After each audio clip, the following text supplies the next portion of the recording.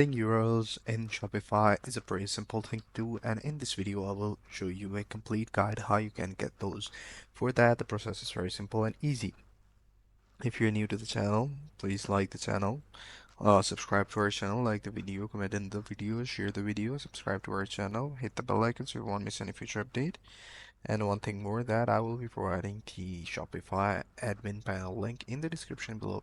So if you have a Shopify account, you can get into it right through the description and get started with the video. So first thing first, what you have to do is to go to your product page or product page URL. So how to access the product page? So go to the products, or you can simply go to the online store, and in the pages, what you can do is to go to your product page if you have one.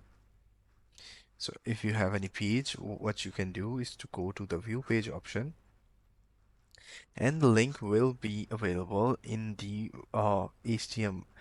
HTTP form over the browser. So you can simply go ahead and copy that, so that way your link will be copied.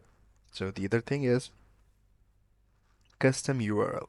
So what you have to do is to go to the online store, then navigation, then URL redirect. So now what we have to do is to go back to the Shopify admin panel and then go to the online store, and in the online store what we have to do is to go to the navigations. In the navigations, what we have to do is to go through the URL redirects. So here you guys can see that I have an option which says URL redirects. So if I go ahead and click on that, I can create a custom URL. So it says create URL redirect or import URL redirects. So I can either create my custom one or I can import some.